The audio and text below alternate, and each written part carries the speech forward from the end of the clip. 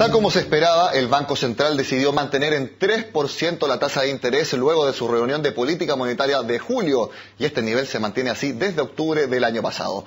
Queremos analizar esta decisión y por eso nos acompaña Gonzalo Sangüesa, economista y socio de Econsult. Gonzalo, muchas gracias por estar con nosotros. No, gracias a ti.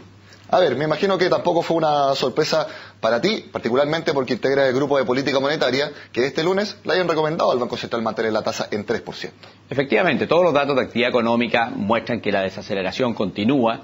Conocimos el IMASEC de mayo, que fue bastante bajo, y los datos preliminares que estamos teniendo de julio también son bastante bajos. Se conoce ya comercio exterior, exportación, importaciones, y todos esos datos son más bien negativos. Por lo tanto, no fue una sorpresa que por el lado de actividad el Banco Central no puede mover la tasa de interés hacia arriba, y por el lado de inflación, que también, ¿no es cierto?, la inflación de junio fue mayor a la que esperaba el mercado, no puede mover la tasa de interés hacia abajo. Entonces, los datos de inflación y de actividad económica indicaban que lo más prudente era mantener la tasa de política monetaria. Si bien hace bastante tiempo que las expectativas del mercado indican que el Banco Central no va a hacer ningún movimiento en la tasa, al menos hasta un año más, decididamente no tiene margen de maniobra. Entonces el Banco Central, por un lado, no puede bajar la tasa para impulsar la actividad, porque por el otro está la inflación todavía demasiado alta y volviendo anualizadamente a rango superior a su meta, a su rango meta, que es 4%. Efectivamente, pero tenemos que acordarnos que el Banco Central, cuando decide qué hacer con la tasa de interés, tiene que mirar también 12 y 24 meses, porque la tasa de interés actúa hacia futuro. Mucho de la inflación que vemos viene ya de decisiones que se tomaron en el pasado. Y hacia futuro lo que se ve es un escenario más benigno para la inflación, porque con una economía muy desacelerada, con una tasa de desempleo que se demoró pero empezó a subir ya, tanto los datos de la Universidad de Chile como los datos del INE muestran un aumento del desempleo, hacia adelante se van a ir generando holguras de capacidad mayores y por lo tanto menos presiones inflacionarias. Ahora, el Banco Central en su comunicado, que lo vamos a analizar porque es bastante negativo el sentimiento del Banco Central en su comunicado, señala que las expectativas, está bien, a 2 años más de la inflación se mantienen, pero subieron con respecto a un año más. Eso me imagino que también mantiene intranquilo al Banco Central. Efectivamente, una de las cosas que mira mucho los bancos centrales es lo que piensa el mercado respecto a la inflación a un año, porque de alguna manera ahí se juega la credibilidad del Banco Central. Si el mercado está sobre la meta que tiene el Banco Central, que en este caso es 3%, quiere decir que no le cree al Banco Central que tiene los instrumentos para hacer converger la inflación a su meta. Por lo tanto, siempre el Banco Central está mirando la expectativa del mercado. Cuando esas expectativas suben, es una preocupación para los bancos centrales. Gonzalo, analicemos un poco el comunicado del ente emisor con respecto a la tasa de interés. Señala, por ejemplo, que el IPC de junio, lo sabemos, fue superior a lo proyectado y su variación anual volvió a ubicarse por sobre 4%. Las expectativas de mercado aumentaron, también lo comentamos. Ahora dice algunas cosas bastante importantes. Los indicadores de confianza no se han recuperado. También dice que la actividad y la demanda se han mostrado más débiles de lo contemplado en el escenario base del IPOM. Y el IPOM se conoció hace 3 semanas. O sea, ya está un poco rezagado el Banco Central, o bastante rezagado en cuanto a sus proyecciones respecto a lo que está pasando ahora en el país. Bueno, de acuerdo al mercado, esta semana conocimos las proyecciones de mercado. El mercado tiene un crecimiento para este año de 2,3%. Y si nos acordamos, en junio el Banco Central dijo que el límite inferior de crecimiento para este año era 2,25.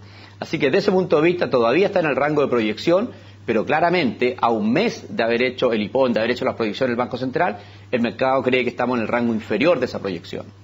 Ahora, yo he visto algunos economistas que, viendo esta, por ejemplo, encuesta de expectativa económica, que dice que, claro, que Chile va a crecer 2,3%, ya están mencionando que, independiente o bien teniendo en cuenta lo que pasa con la inflación, el Banco Central todavía puede tener un margen o debería dar un poco más de estímulo monetario bajando la tasa de interés en 25 o 50 puntos base.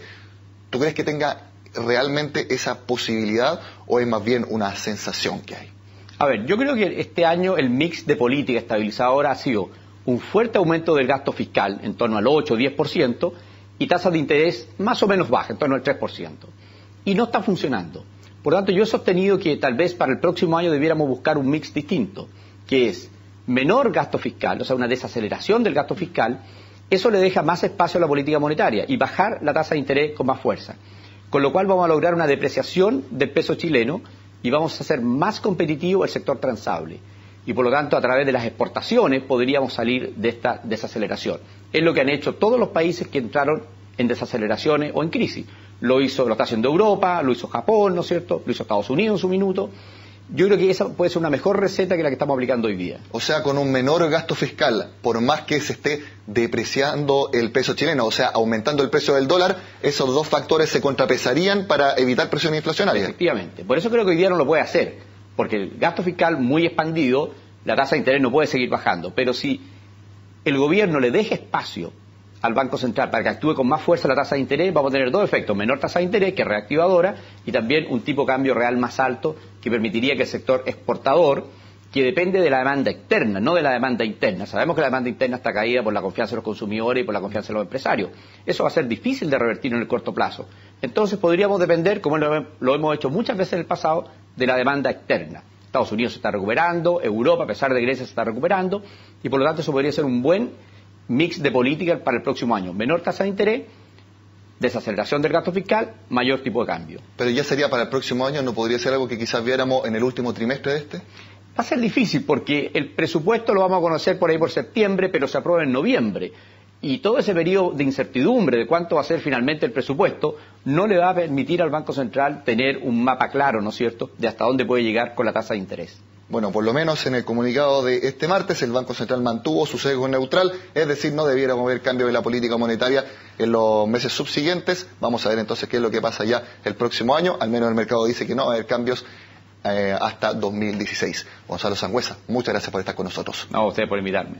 Bueno, con este análisis de la decisión del Banco Central de mantener la tasa en 3%, terminamos la agenda de este martes. Como siempre, los invito a que sigan con nosotros en CNN Chile.